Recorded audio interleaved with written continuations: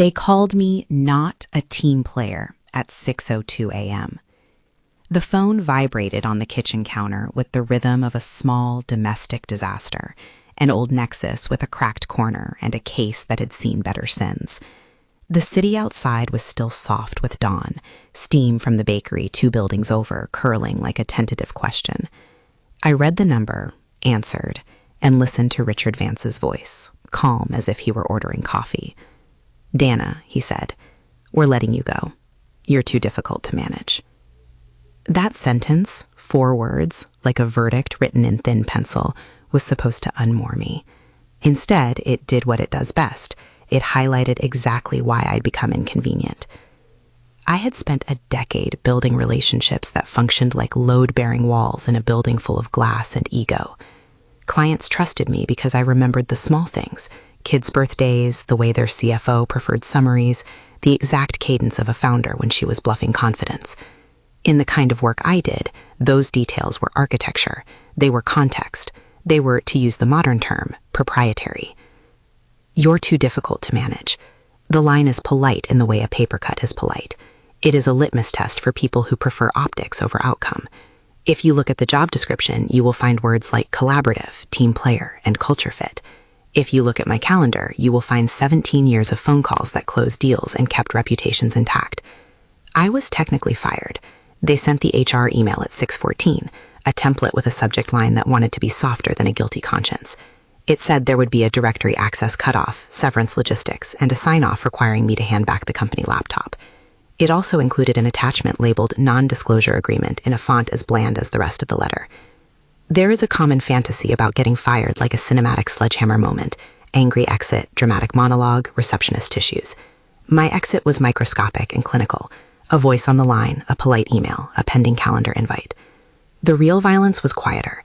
It was the way they assumed shutting down my Outlook would erase years of tacit knowledge, the kind of stuff you can't zip into a folder and ship off with a legal courier.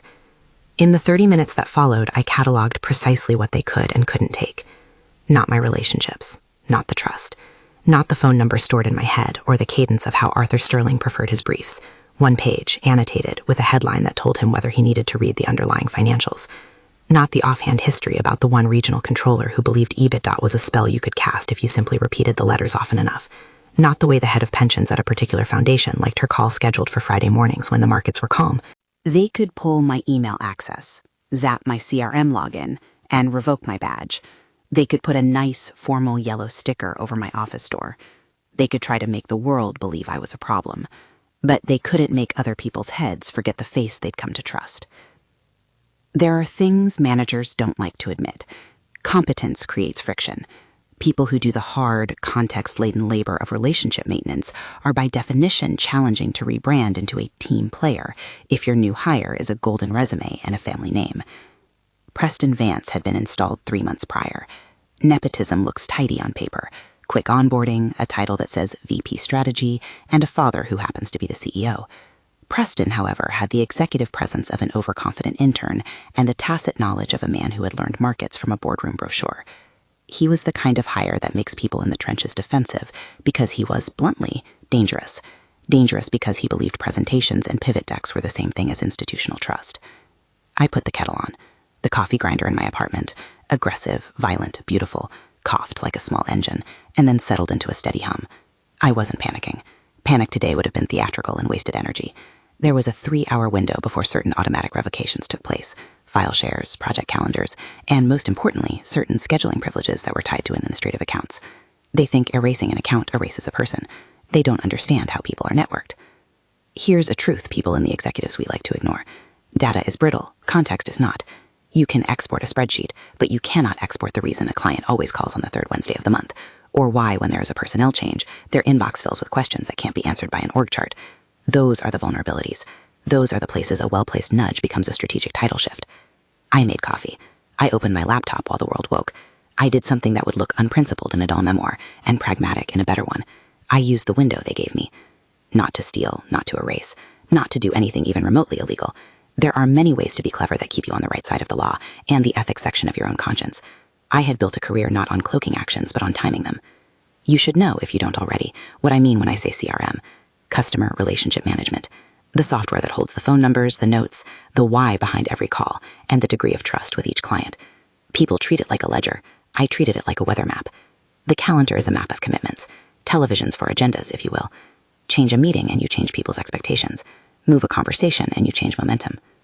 I made a small, surgical adjustment to a presentation date, not to prevent communication, but to complicate it at a moment when Preston would need an audience with certain investors. The modification was simple, a time swap that misaligned his previously smooth path. It was the equivalent of moving someone's chess clock an hour. How specifically I did it is not for this story. There are readers who will want that level of detail. They always do. Those readers are missing the point. The point is not the how. The point is the effects of a precise nudge executed with the demeanor of someone who understands what is truly valuable.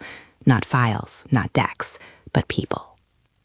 After the tweak, I sat back and watched the city wake.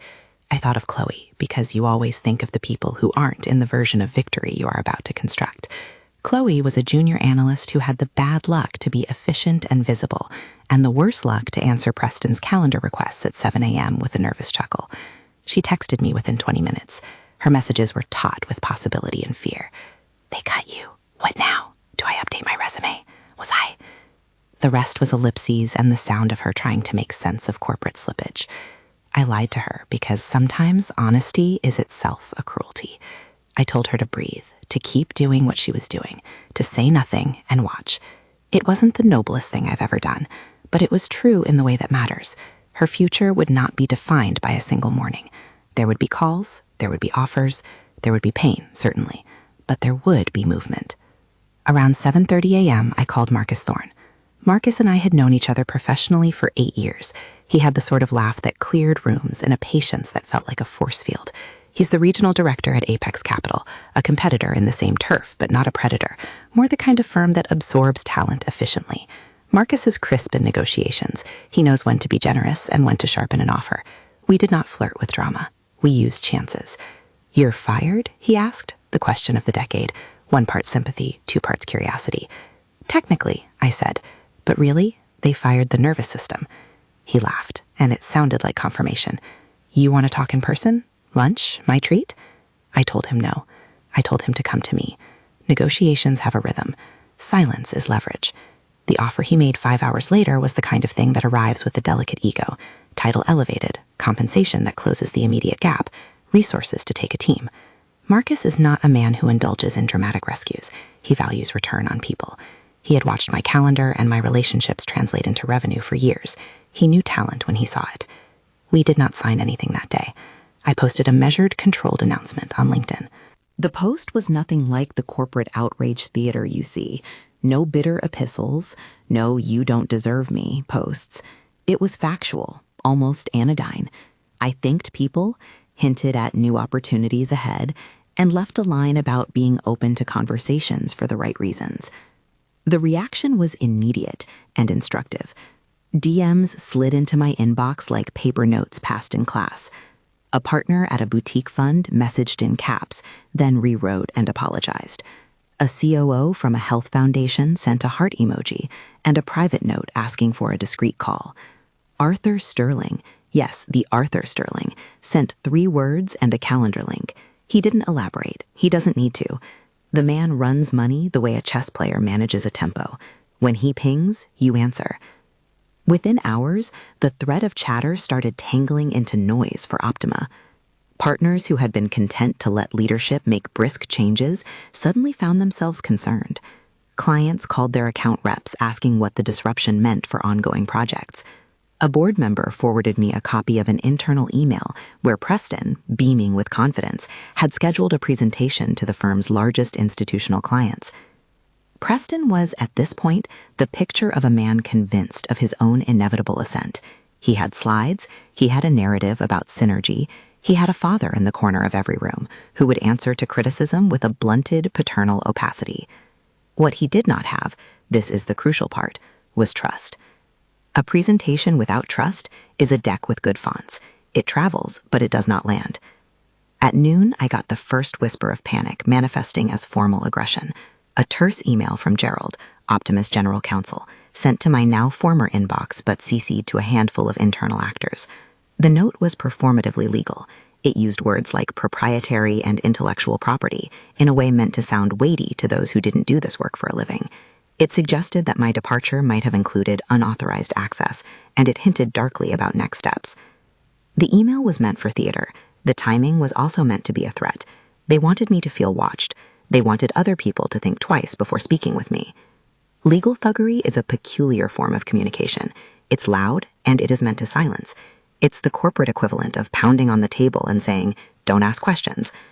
But threats ripple differently when you have real relationships. They sting the people sending them more than the person being threatened, because they reveal a fear that will spread through the executive offices in the form of rushed memos and insecure decisions. I forwarded Gerald's note to Marcus. "This looks performative," I wrote. "Let's respond calmly." When you're used to being the carpenter of relationships, you know which tools are for which job. You don't call a hammer when you need a scalpel. Marcus called Sarah, Apex's general counsel, someone who conveys competence by speaking slowly and letting legalese fall away like curtains. She read the note, and with a sentence that contained both annoyance and clarity, said it was full of air. Missing signatures, she told me later. Vague claims. Boilerplate language that won't stand up if this goes into arbitration. It was, in other words, legal theater, loud enough to make a noise, not precise enough to be lethal. The legal noise had an immediate, interesting effect. It pushed people into correspondence. Executives that normally filed memos under ambiguous suddenly demanded clarity. Investors began to circle into their operating chairs and ask for explanation. And when investors ask, things shift. Here's an important detail that will be underlined later. Money is cowardly. Capital prefers certainty. It prefers quiet. When things get noisy, when the CEO's son is operating as the public face, and the people who have kept client relationships are suddenly out of the picture, money starts to lean toward quiet options. By late afternoon, my phone was a small ecosystem of conversations. Some were warmth, old clients checking in, friends with job leads. Some were cold and opportunistic, competitors trying to see if I was a free agent. And then there were the messages that made me breathe a little differently. A note from a PM who worked with one of our largest institutional investors, asking in neutral tones whether the changes at Optima would affect a scheduled funding decision. This is the place where tacit knowledge transmutes into leverage. I did not in any way orchestrate panic. I nudged timing and left signals. The rest was human behavior, patterns that have been visible for as long as people have trusted other people with their money. When trust frays, decisions accelerate. When a trusted messenger vanishes, doubt arises. Doubt is contagious in the boardrooms of capital. It makes people do rash things. It makes them protect their assets. At 4:12 p.m., time-stamped because city dramas prefer their clocks, I got an encrypted message from a former ops person. Vanguard had reconsidered. The name isn't important. Swap it for a large index investor if that sits better with you. The effect is the same. A major institutional partner, worried about continuity, called their account team and placed a temporary hold on a planned move. That call was the beginning of a cascade. Preston was oblivious to the mathematics of trust. He believed slide decks would conjure allegiance. He believed the right words and the right font would be more persuasive than experience. He scheduled his big presentation for the following morning and sent a confident sugar-coated email to the board with bullet points about customer retention strategies and new client pipelines.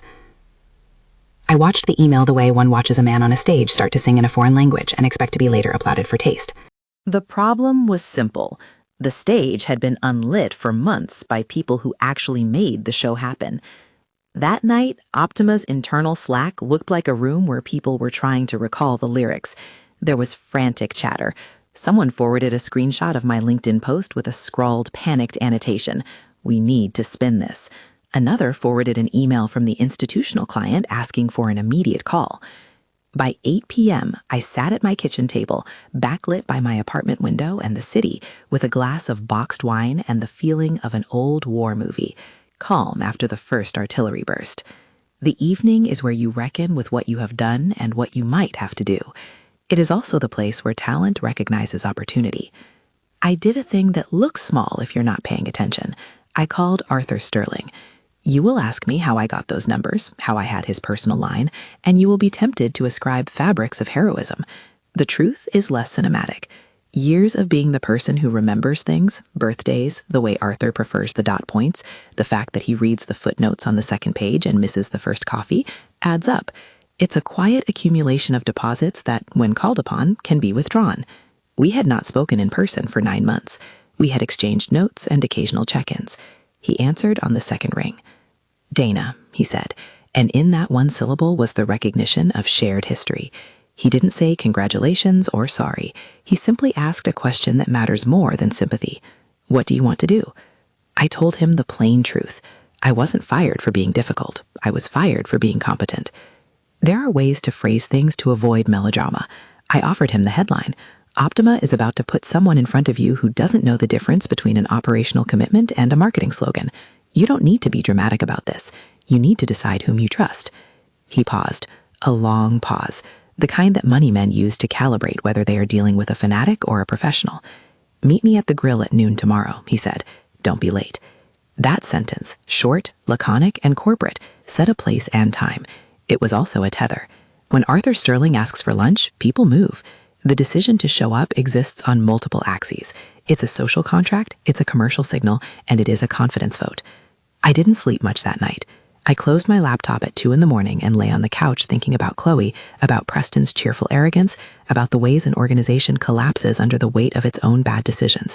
I thought about Richard Vance's voice and how polite he had been, how glassy and clean. I thought about the nonchalant way he had tried to excise me and the arrogance of thinking you could excise context the way you excise an appendix. In the pre-dawn, there was a strange moment of clarity. You can channel anger into fury, and fury is wasteful, or you can channel it into design. I chose design. At 7 a.m., an hour before Preston's presentation, something small happened that made the rest of the morning look like bad choreography. An investor who had been expected to attend Preston's pitch sent a one-sentence note, "Can we reschedule? Timing's off." Another replied, "Let's pause until we can speak with Dana's successor who understands prior commitments." Preston called me before anyone else did. He was a man who had been assigned confidence and was now trying to find it. His voice, when it reached me, had the thin edge of panic. "Dana," he said, "what's happening? Why are they canceling? Who told them?" "Maybe your slides," I said. "Maybe your scheduling. Or maybe people prefer a little more context in what they're being asked to trust. Are you doing this?" His stammer was a sound I'd only heard on people pretending to be leaders. "Nobody's doing anything," I said. "They're asking questions."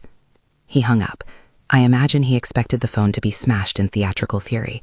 He expected noise, a blast. He did not expect the quiet. The presentation went ahead later that morning with a skeletal audience and an executive who could not answer the questions that required memory. Slides are a map. They don't transport lived experience. Preston read aloud the bullet points, like a man reading someone else's dream and pretending it's his. By noon, the word had traveled up and down the industry. The institutional partner allocation was paused. A couple of smaller clients initiated emergency calls asking for clarification, and more importantly, for reassurance that the people handling their accounts knew the history and strategy. Those calls do not happen because of paperwork. They happen because someone in the seat is trusted. At 12:03 p.m., my phone buzzed with a message from Chloe. They're asking about me. They want me to brief Preston. The texts trembled. Hers was a small body with a big future and an immediate fear. I told her the truth this time. Tell them to go ahead, but take notes. You're good at that. Be clear, be honest. She did as asked. Later, she sent a short, nervous email to the exec team with notes that were precise and helpful. Nobody thanked her. They thanked Preston, who read her bullets and nodded solemnly, and the world continued to see only what it wanted to see. But under the veneer of the day, things were shifting like tectonic plates. My LinkedIn post had been a signal. My quiet calendar swap had been a nudge. The legal note had been theater. Together, they had created a noise that distinguished between theater and talent. At 2:47 p.m., a partner called who had been close to Arthur Sterling. "He's thinking of reallocating," she said, in a voice that sounded like someone describing water starting to boil. "He wants to move before the quarter ends. A reallocation of that scale is not a rumor. It is a decision that sends ripples through the finance ecosystem. It is a vote of no confidence in management. It is, in blunt terms, a threat." I walked out onto my fire escape to smoke. I don't always smoke, and looked at the blocks falling away beneath me. The city seemed absurdly content. It had no idea I was in the middle of a chain reaction. The woman across the street walked her dog. 2 kids ran, shrieking. We live inside small, private catastrophes that the world will never deign to notice. Back inside, my phone kept pinging. Offers, condolences, empty moralizing, and a 2-line message from Marcus. A meeting with legal tomorrow morning. We're prepping a response. There is a skill to moving without spectacle. It is the opposite of shouting. It is instead the art of being the quiet hand on the scale while the room trembles. I've always believed that competence is a kind of quiet violence. It upends plans that are built on illusion. The week had been surgical and messy in equal parts. I had not smashed anything. I had not stolen. I had leveraged trust. At 5:55 p.m., the office lines went dead. The servers, hovering like dark birds, were alive, but the corporate music had stopped. Internal memos started circulating about stability and continuity plans. Richard Vance issued a statement with an economy of warmth. Preston posted a smiling group photo on social, one arm over the shoulder of a junior banker, his smile tight like a man learning to pretend. My phone buzzed with one last message before I closed it and went to bed. Arthur wants to talk before lunch. A short line and then a calendar invite, set for noon the next day. I lay awake thinking about leverage. There is a moral latticework that governs what one does when betrayed. You can lash out, you can beg, or you can be effective. I have always chosen the last. I had started the day fired for being not a team player. By bedtime, I had made the kinds of moves that would force people to ask why they had ever thought team player was synonymous with compliance. There is a special kind of satisfaction in watching an edifice built on image begin to wobble because the people who actually kept it upright are no longer footnotes. I do not believe in miracles. I believe in relationships, in timing, and in being the person who remembers. Tonight, that combination felt like armor. Tomorrow, at noon, Arthur Sterling would decide whether to move capital or weather the storm. He would also, more importantly for my life, decide whether to place a vote of confidence in someone who knew the difference between noise and signal. And Preston would be on a stage with slides and a smile. I slept badly and woke ready. If you like stories where the system gets schooled, subscribe. There are worse things in life than watching a bad plan collapse because reality finally showed up. At 8 a.m.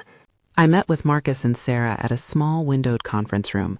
We moved through the legalese, what they had said, what they hadn't, and we plotted a defensive posture that did not rely on fury. Sarah liked to say, accuracy beats theatrics. She had a point. We drafted talking points, lines of reassurance for clients, and a message that emphasized continuity over chaos. We were careful, measured. This wasn't about gloating. This was about preserving capital's trust. Back in my inbox, a thread had formed with Arthur's PA, brief, efficient, and with a note about his preferences for the meal. He liked olives on the side, no bread course, and a table near the window. Small details are still useful. Small details tell you whether the person in front of you has been watching. I left the office and took a cab across town, the city of blur of glass and chrome.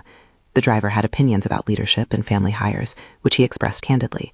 He called them legacy hires and said they often crumble when the market turns. I agreed in principle and changed the subject. At 11:52 a.m., I was at the grill. Arthur Sterling's table was a simple thing: linen, a small vase, sunlight slicing the center of the table like a spotlight. He arrived in a coat that suggested economy rather than excess. He was laconic, which I have always found preferable to false warmth. We did not have much small talk. He asked one direct question. Do you want to manage the allocation? The question was practical and terrible in its implications. It meant not only entrusting me with capital, but with reputational risk. It meant telling the industry that he preferred competence to pedigree. I told him what I thought. I want to protect clients. I will not participate in a narrative that plays out like a PR stunt. If you move, you do it because you believe the people handling your money understand the work, not because they have a title you like. He smiled, a tiny, approving upturn. Good answer, he said. No promises then, just clarity. You can have clarity, I said. If you move, I will take time to bridge continuity. If you don't, you'll at least know I've offered. He toyed with an olive and then said, do you want 80? For a moment, the world reduces to numbers and what they buy. 80 million is not a poetic figure. It's a vector. It plants itself in headlines and forces conversations around corporate strategy.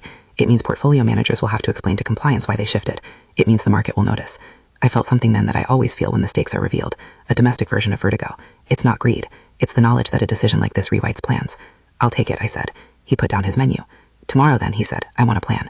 We shook hands. It was brief. It was matter of fact. The world didn't explode. Nobody applauded. There was just the clink of cutlery and the hum of a kitchen. I left the grill feeling the gravity of what had been set in motion. The rest of the afternoon was a blur of calls. Marcus confirming the logistics, Sarah penciling in legal contingencies, a few clients asking quiet, pointed questions about continuity. Preston's name floated like a scent through the industry. He was giving an interview, he was making a play, he was, in his mind, demonstrating competency. By 4:30 p.m., Optima's investor relations team had circulated an emergency note to its top partners with a bland language of reassurance and leadership confidence. It read like a bandage. At 5 p.m., trading reaction was a rumble. Pre-market indicators flickered. Not monstrous movement yet, but a sense of unease that would, in the right conditions, become a run. Gerald's earlier email had been performative, but public markets don't read intent. They read signals. A wobble in confidence, a large investor whispering about reallocation, and a CEO whose son can't answer detailed questions combine into a narrative that traders love. The evening settled into a quieter, meaner tension. Optima's PR lines grew more assertive. Preston's social feed curated calm. Richard's tone-deaf memo was polished into something less brittle. I checked in with Chloe. She had sent me a photo of an abridged resume. Thinking ahead, she wrote. Thanks for the advice.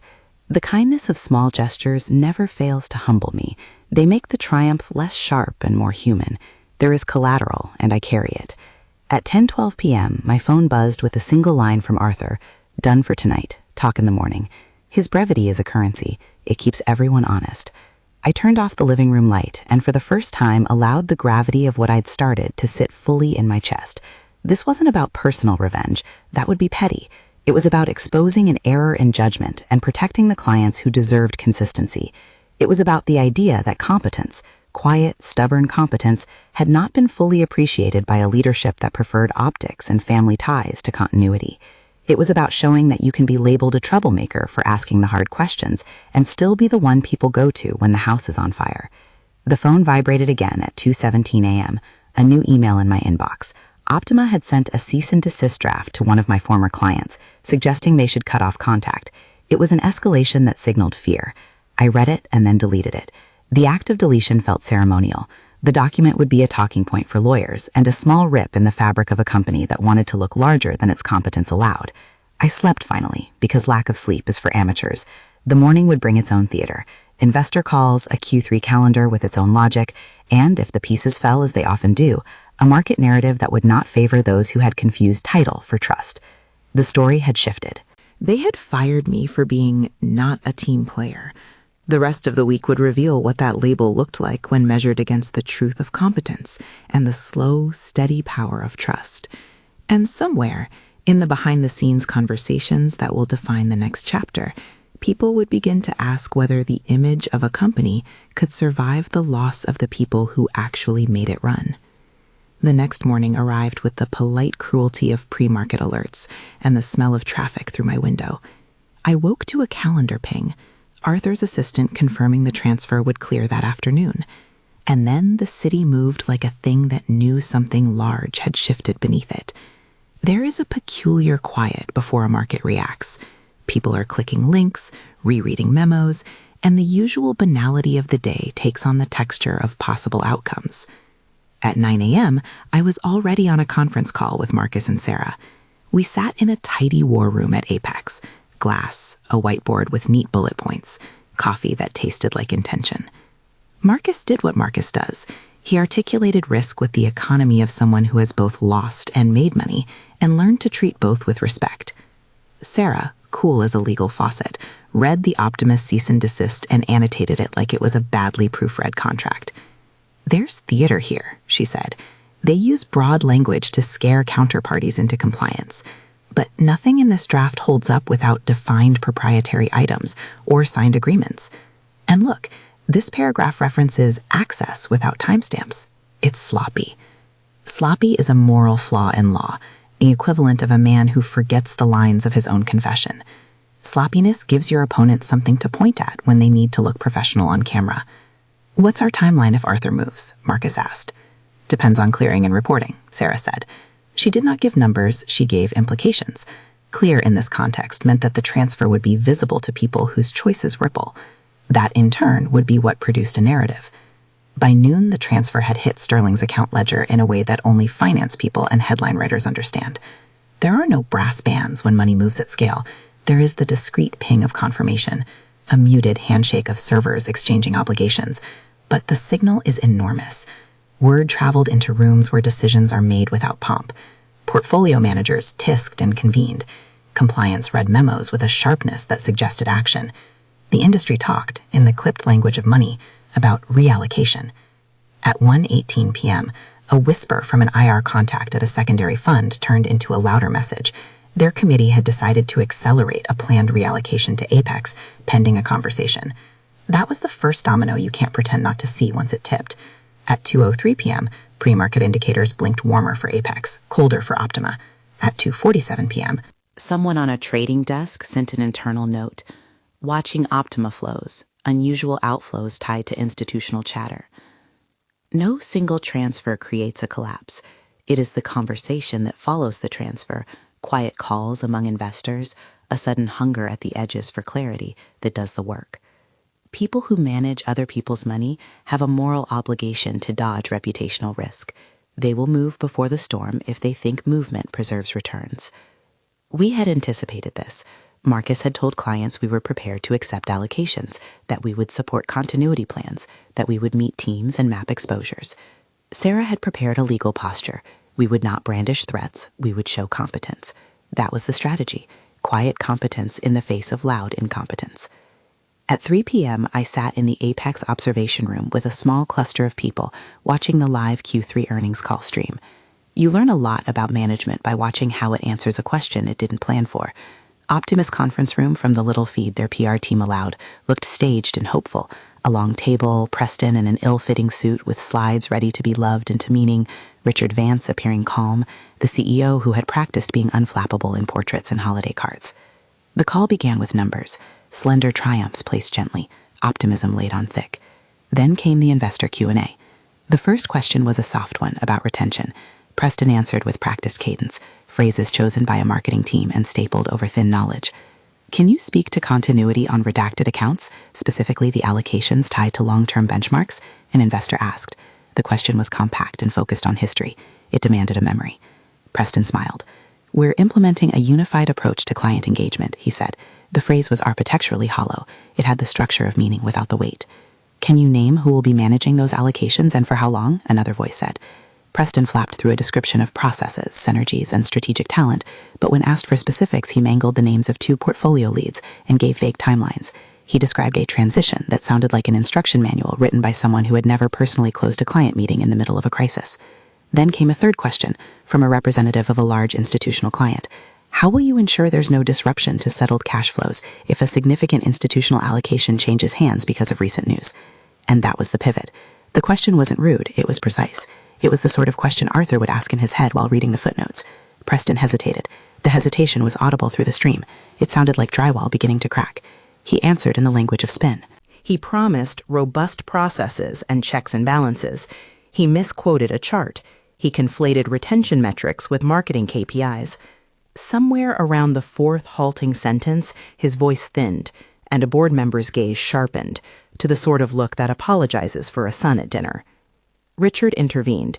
He offered reassurance in the way CEOs are coached, tone measured, phrases scripted. We have confidence in our strategy, he said. Transitions are handled professionally. It read as an assertion rather than an answer. On the Apex side of the feed, Marcus tapped his pen against the table. Sarah did not flinch. My phone, face down in front of me, buzzed with messages. They're struggling. Preston can't land it. Investors are asking follow-ups. It was a chorus in minor key. The market is never kind to the appearance of incompetence during an earnings call. Traders watch for language and for pauses. They trade on the psychic symptoms of leadership unease. At 3:47 p.m., the market began to move in ways that make people who work with large sums of money breathe differently. A drop in pre-market sentiment, rumors of reallocation, a valuations desk recalculating exposures. Back in Optimus War Room, we learned that 2 major institutional partners had called for a special meeting with the board. A third had put a hold on allocations pending clarification. You could feel the room shifting in the feed. Messages to PR, a last-minute alignment on talking points, a more naked strain in Richard's face. Preston did what unequipped leaders do under pressure. He tried to manufacture authority. He used phrases like synergistic pipeline and optimizing client outcomes with the kind of speed that betrays nerves. He spoke louder, as if volume grew her umphiness. He stumbled on the name of a long-standing account executive. Richard opened his mouth to correct him and then closed it, a man who had practiced restraint and now needed it badly. At 4:20 p.m., a board member, call him a senior director who had spent decades stewarding capital, sent an internal message. "We need an emergency board call. Investor confidence is wavering." The call crinkled like thin paper being folded. A crisis was being codified. On the Apex end, Sarah drafted a concise, professional letter. It did not say, "We will sue." It said in plain language that Optimus claims lacked specificity and that any attempt to enforce rights against parties acting on their own judgment might be counterproductive. It asked for clarity. It asked for evidence. It did not raise a sword. It raised a mirror. What matters in these moments is not bluster. It is the capacity to offer calm options. Investors, confronted with noise, take proposals that reduce uncertainty. Arthur's decision had already created one such option: move to Apex, have the team manage the transition, and buy time. We were offering a seat at a table that functioned. At 5:11 p.m., A call came from an old IR contact at a foundation that had for years been quietly skeptical of Optima's governance. "Are you able to meet tomorrow?" she asked. "Compliance wants to understand how this will affect our exposure." By 6 p.m., the emergency board meeting at Optima was underway. I watched fragments through feeds and secondhand reports. In the conversation, with voices low and strained, a terrible viability question was being asked aloud. Could the company reassure investors that its client relationships extended beyond a single person labeled relationship manager? The answer, in the way those questions are answered, required a narrative. It required a convincing story that the organization had systems that functioned irrespective of individuals. The organization didn't have that story in a credible voice.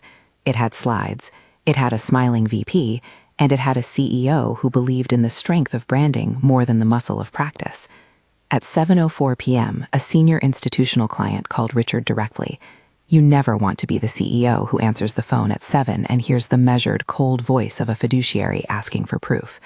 It is a conversation that has a gravity I can still feel in my teeth. Richard promised a comprehensive plan and a transparent review.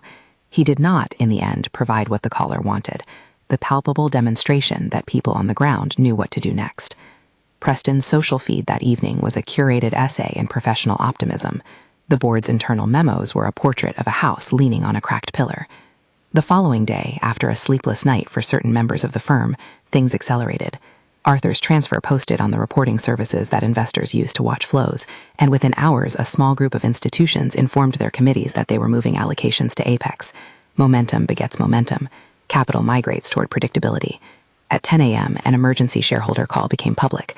A critical mass of partners demanded an independent review of management decisions and governance. When governance is questioned in public markets, it's not a polite audit. It's an existential inquiry. Gerald, Optimus counsel, continued to send thinly veiled legal threats. He used phrases, unauthorized contact, proprietary information, that do well in memos but poorly in court if they lack specificity. Sarah and Marcus assembled documentation demonstrating that the relationships with investors were not property that one could cordon off with a cease and desist. They showed that many of the alleged proprietary items were standard communications or missing signed acknowledgments. They did not gloat, they simply documented. It is important to stress here that the law isn't a scalpel you wield to inflict.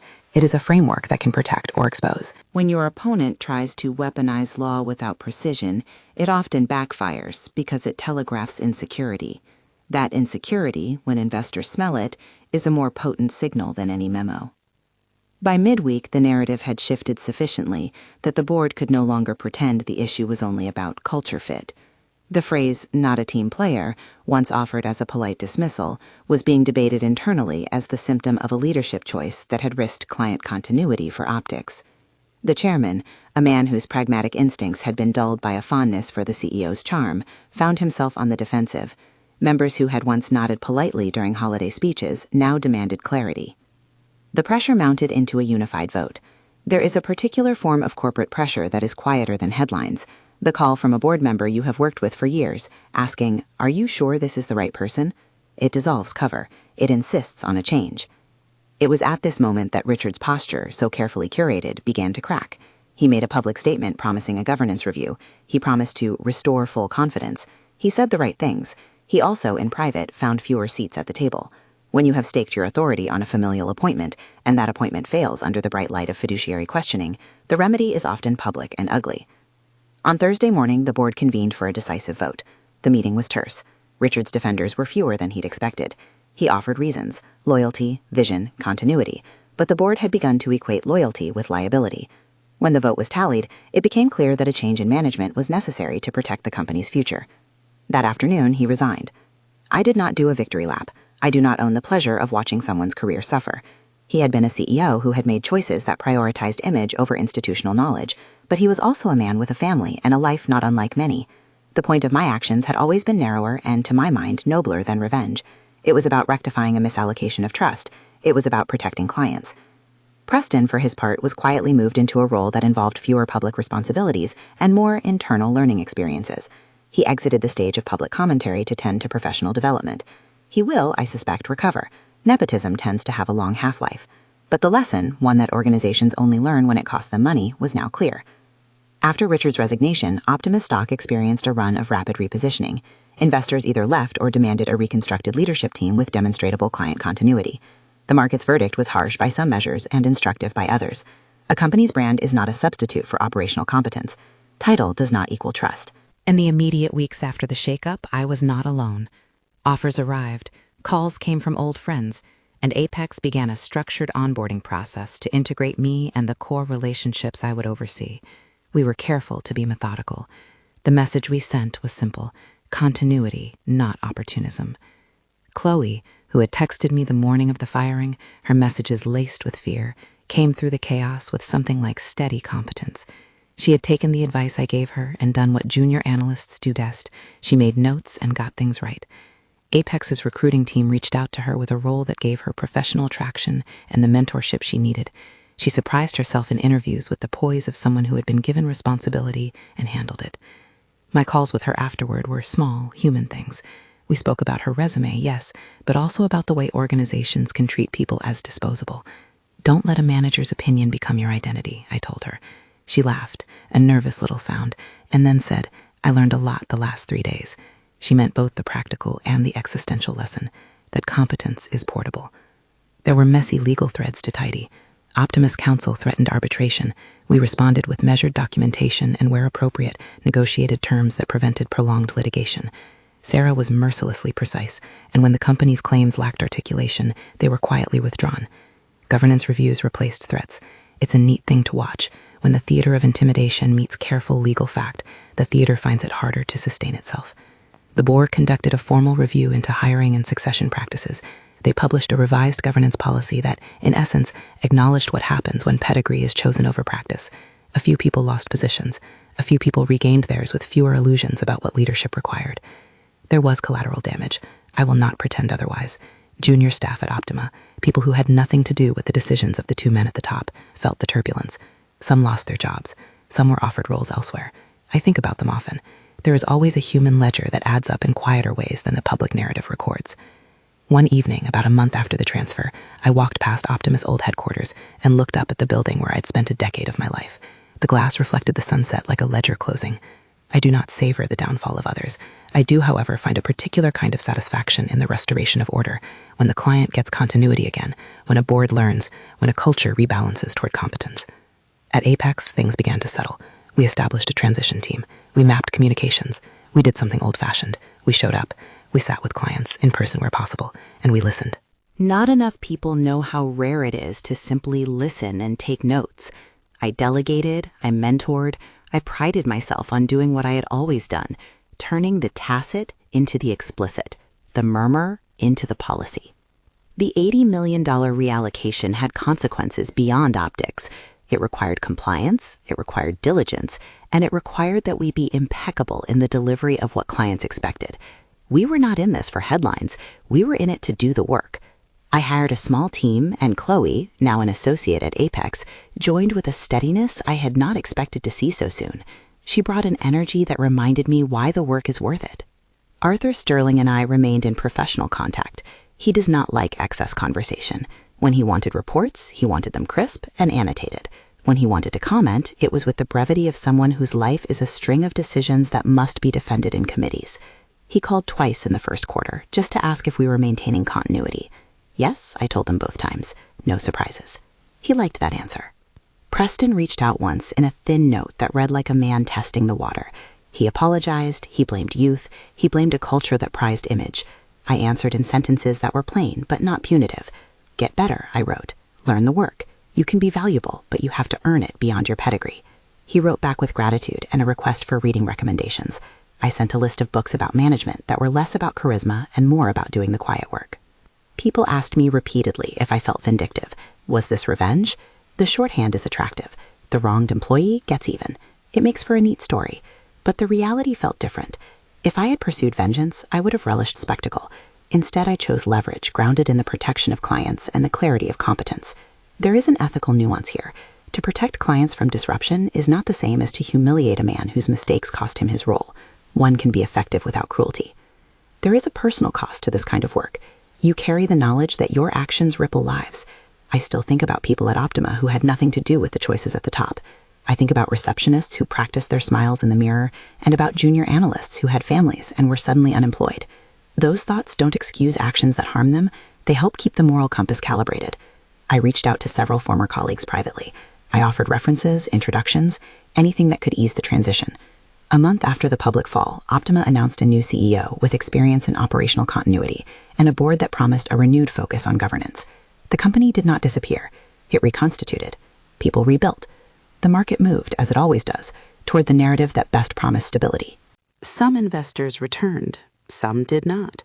The story did not end with a funeral procession. It ended with work. For me, the end of that chapter was not a dramatic curtain call. It was a quieter beginning. Apex gave me a team and a brief that asked me to be useful, not vengeful.